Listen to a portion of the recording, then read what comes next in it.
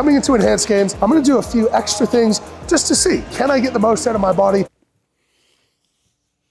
This is ridiculous. And so the people that are thinking that Mitchell Hooper is lying about his cycle, you don't lie and admit to taking something ridiculous at the same time.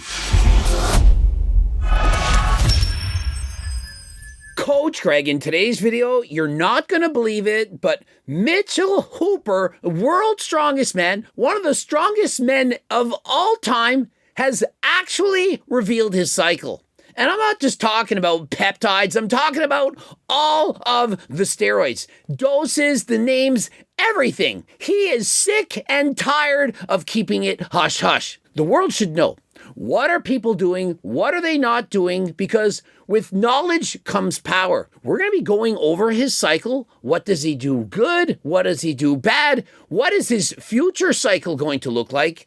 It is much stronger than last time. Let's get right into it. And so the first thing I want to point out is I've read the comments and essentially everyone is happy to see that Mitchell Hooper came out and was honest. Gone are the days that if you admit that you're not natural, that you're taking certain substances, that everyone is going to hate you, that they're going to put you down. In today's world, people appreciate honesty, and so this is being very well received. I do want to highlight, I'm not a doctor, I'm not telling you what to do, I just want to be transparent about what I do. And so Mitchell points out, just because he's saying he's doing this doesn't mean that you should do this, and he does realize that it comes at a cost. It isn't good for your health, and the fact that it's allowed him to get to over 330 pounds, it's most certainly going to be harmful to his health, but that is something he's willing to accept. As a strongman, I have negative health implications from being 330 pounds. I have negative health implications from the performance-enhancing drugs that I choose to take. And so Mitchell points out that he is in fact obese.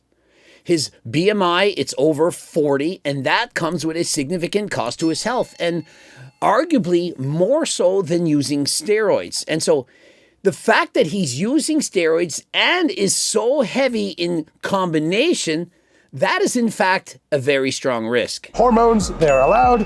Research compounds are not allowed. Peptides, some are allowed, some are not allowed. Medications, some are allowed, some are not allowed. Isn't it interesting that in the Enhanced Games, they have to have a medical reason in order to take a substance? And so, for example, he can take hormones, he can take testosterone, but he can't take research chemicals. If it's not made for humans, if it's a research peptide only, he can't use it. Now, if you go to AlgoRx, everything is above board. It's for humans. It's prescription medications, and it's prescribed by doctors. And so if you get said substances from AlgoRx, you can use them. Depending on which peptide it is or which steroid it is, you may or may not be allowed to use it for the Enhanced Games. Now, let me tell you exactly what I used to win World's Strongest Man. What exactly did he use to win the World's Strongest Man? We're going to go over this first, and then we'll go over what he's going to be using for his next competition, which is significantly stronger. To win World's Strongest Man, simple as this: 500 milligrams of testosterone a week, 300 milligrams of NPP a week, 100 milligrams of Masteron a week, that's it. And so his entire stack, 500 milligrams of test, it's very basic, very common. 300 milligrams of NPP, which is fast-acting DECA. Again, nothing out of the ordinary, as well as only 100 milligrams of Masteron. And so the total strength of this cycle is only 900 milligrams. The shocking thing about this for most people is that they're not going to believe that this is all that he was doing. They're going to be thinking, there's no way you could win World's Strongest Man without using Tren, without blasting 1,000 milligrams of test, without doing perhaps 500 milligrams of DECA. But yet, why would he lie? You can believe him or you cannot. I personally believe him. I don't think that he's lying. He's coming out and saying, this is what I took. And the next cycle that he's describing is significantly stronger than this. Here's the thing that people don't understand. Less is often more. When you use steroids, just on HRT, I'm on 140 milligrams of test a week. And so this is technically about 5 times stronger than what I'm doing. And let me tell you this, HRT is very, very powerful. For those of you who haven't experienced it, who have never been on it, even very low levels of testosterone can make a night and day difference in your physique, in your training, how you feel, everything. Remember Alex Eubank? Did he not put on about 14 pounds of muscle in about 6 weeks by only doing around 200 milligrams of test? It wasn't that much testosterone, yet his testosterone was at about 1,500 nanograms per deciliter. Mitchell is doing 4 times as much as Alex Eubank. Then doesn't it make sense that Mitchell Hooper could gain even more by increasing that dose even though it's under 1,000? There's something known as the law of diminished returns. The first amount that you do, gains are through the roof. If you add a little bit more, the gains slow down. And as you continue to increase the doses, the gains are less and less amazing. And by that, I mean this. Mitchell's entire stack totals 900 milligrams. That perhaps is giving him 90% of the total benefit of steroids in totality. He might double his doses, triple his doses, quadruple, quintuple, and only experience 5 to 10% better gains. And once you increase past a certain threshold, your gains are actually going to go down. Those of you who have tried taking too much tren, for example, myself, you notice you can't sleep, you feel like garbage, your anxiety is through the roof, and so your gains actually go down. If you can't sleep and you can't recover, how are you going to make more progress? And so in the world of steroid use, oftentimes less means more. The 500 testosterone is going to be doing the majority of the heavy lifting in this cycle. The body makes testosterone, it's increasing it to 500. And so just on the 500 milligrams of test alone, that is going to make significant changes. Night and day transformation. Even without the NPP and the masterone, that would dramatically make him stronger. The NPP, it's going to lubricate the joints. It's going to add to the strength of the cycle, going to make him hold on to more water weight and get more full. And so that combination with the addition of eating in a calorie surplus and eating a lot of food, he's going to put on a ton of weight. And in powerlifting, mass moves mass. The bigger he can get, the more he's going to lift. The 100 milligrams of masterone at the end, it's barely going to do anything. And so I personally believe that if he had have increased his masterone to perhaps 300 milligrams, maybe even 500, he would have improved that much more. But he didn't need it. Why would you use more of a dangerous substance like steroids when you're already going to win without it? If he can win on 900 milligrams, would he not also win on 1,500 milligrams or 2,000 milligrams? And so why not take 900? Now, let's pretend he has the best genetics of all time. He's a phenom. It doesn't make any sense. Once every billion years, a phenom comes like Mitchell Hooper. His genetics are so good that even without testosterone, he could still win. Why would he take anything? If you win every single competition and you're natural, why would you take gear? Ronnie Coleman is stated that he turned professional natural, that he competed on the Olympia stage natural. He was winning competitions as an IFBB pro while being natural. And once he went on steroids, he then went on to win 8 Mr. Olympia titles. And if you look at how big his physique is at the end of his career, you have to be thinking, if a man can get that big, imagine how big he could get while being natural. And so it's certainly possible that Ronnie Coleman earned his pro card while being natty and perhaps even won a pro show while being natty. And then at that point added additional steroids in order to get that physique.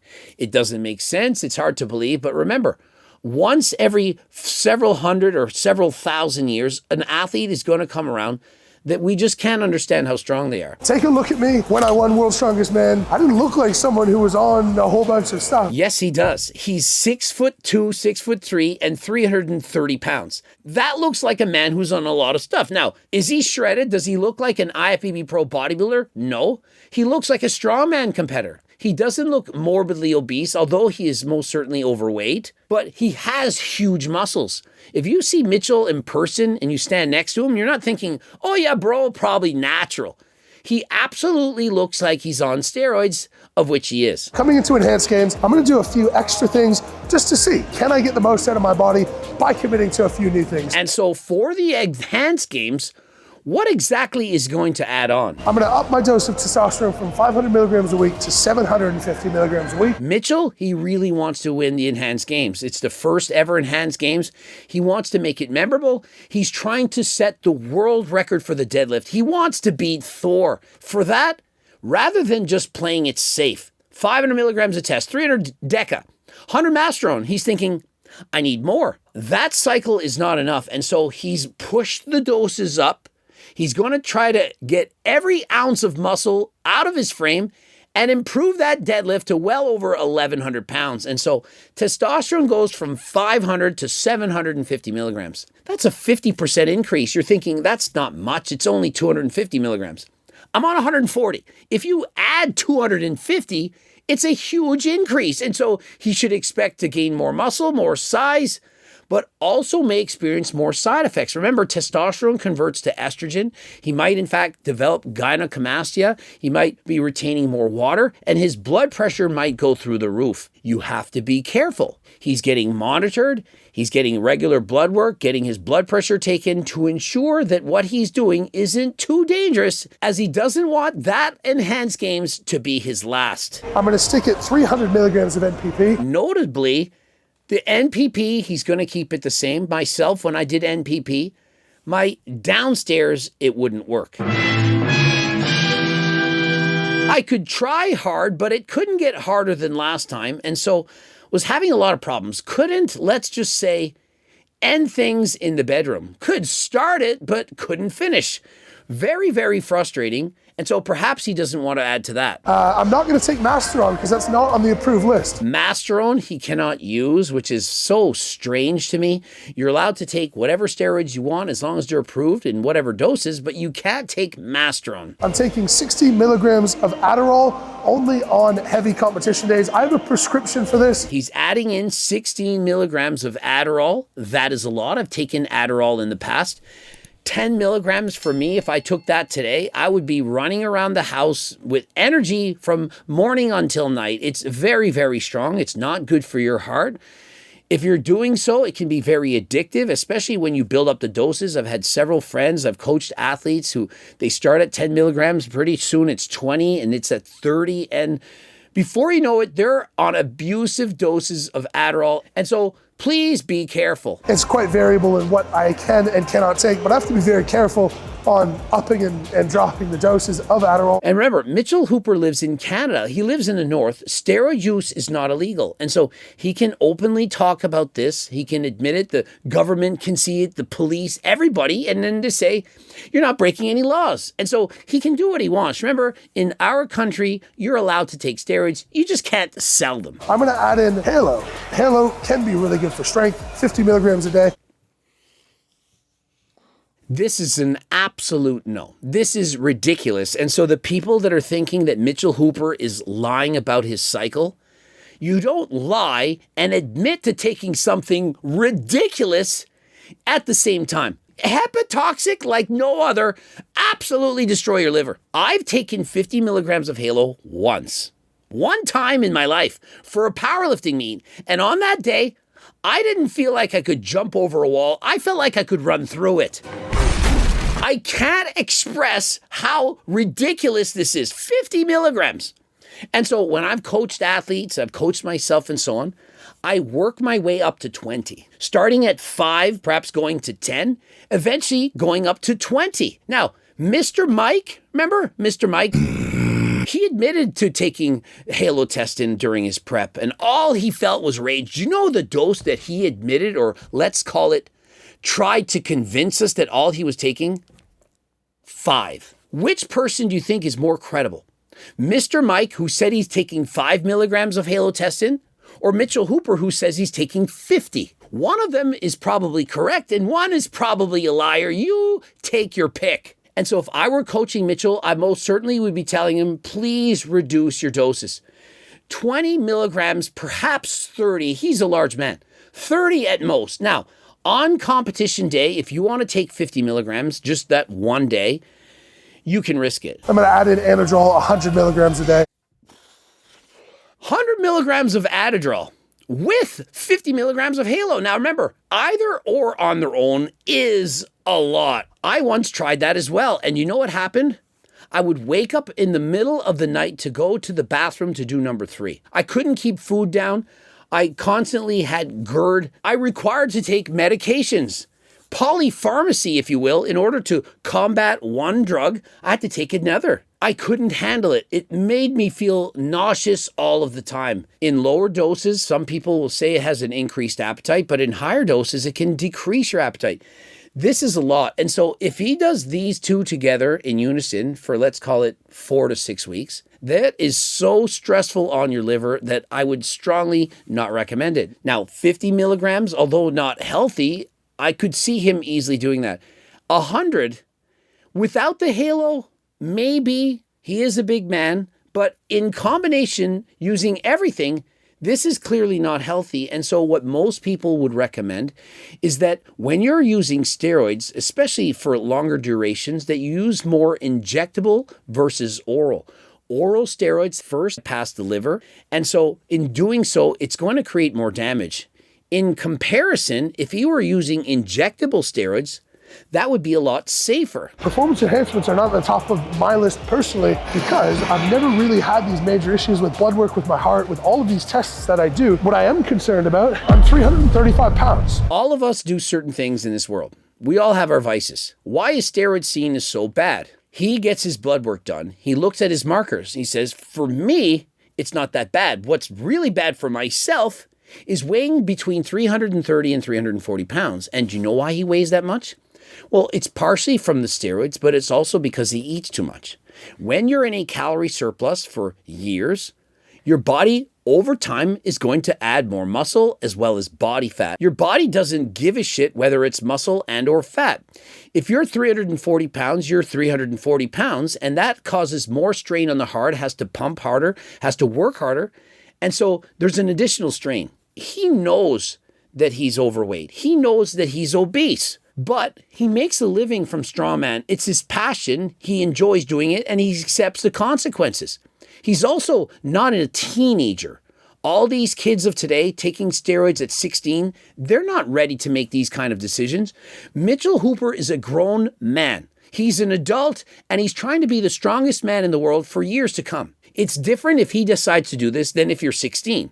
He was not taking steroids at 16. He didn't start until he was in his 20s. I don't exercise much. Exercise volume for a strength athlete is very low, meaning that my aerobic fitness, my VO2 max, is much lower than it should be. And so if Mitchell wanted to live longer than last time, he would stop using steroids, he would go on HRT, he would quit powerlifting and strongman, and compete on a bicycle against Coach Greg. And why do I say this? Just because I like racing bikes? No, because VO2 max, how much oxygen your muscles can use from your heart, well, the higher it is, the longer your predicted longevity. And so if you have a VO2 max at the top 98 percentile, as in you're better than 98% of the population, there is a 5-fold decrease in all-cause mortality. What does that mean? It means that your chances of dying from all kinds of other stupid shit, it goes down 5 times less than those at the bottom. And so Mitchell Hooper, he knows this, and because of Strongman, he practices mostly his anaerobic energy system. He doesn't do a lot of zone 2 cardio, and so his VO2 max in comparison isn't all that high. And so what I believe is once Mitchell is done with the strongman career, he's probably going to lose some weight, 50 or perhaps even 100 pounds, and start doing cardio. After all, he has a background in running marathons. And so of all the strongmen in the world, I would bet that Mitchell Hooper probably is the healthiest of all of them. He used to do cardio, and so he did train his heart. And he's 330 pounds, yes, but many of the strongmen are over 400 pounds. Look at Thor. Being morbidly obese, as I am, that's anyone with a BMI over 40, that's a 2.5x risk on all-cause mortality. I'm 2.5 times more likely to die. His chances of dying are up by 2.5-fold. This is a lot. My BMI, it's just under 30. And so my chance of dying, it's significantly lower. But if I were to take steroids, for example, copy the exact same cycle and gain 70 pounds, of course my risk of dying would go up. It's said that steroids have about 2 times risk on all-cause mortality. So it's actually less healthy for me to be 335, 340 pounds than it is for me to take performance enhancements. What is worse? Being fat. 2.5 times your risk. And that's a BMI of 40. What if your BMI is 50? 60, 70. And so when you say that steroids are so bad, I'm not saying that they're not, but there's things that you probably watching this right now are doing that are significantly worse. And let's name one. Alcohol. How often do you drink? You realize that's poison. Steroids, in some people, for example, myself, it's HRT. It's prescribed by a doctor. It's medicine for me. Is alcohol medicine? How many doctors are prescribing you to drink on a Friday night? I believe none, but yet you still do it. And so if you're drinking alcohol, smoking cigarettes, using recreational drugs, or if you're morbidly obese, and you even point to somebody using steroids and saying, you're unhealthy, you need to look in the mirror because the reflection that you see is worse than that person on steroids. And you know it, but you're coping.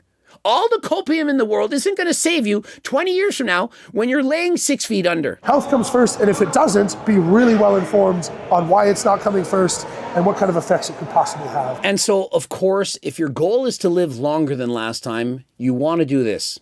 You want to get in at least 150 minutes of zone 2 cardio a week, of which you can use GO2 max. That can improve your cardio. You'll have more energy. You'll recover faster. You'll be able to go longer. And on top of that, Turk Builder Max is going to make you train harder than last time, add on more muscle, recover faster, and be stronger. And so if you want to optimize your health and live longer than last time, you, of course, do your cardio.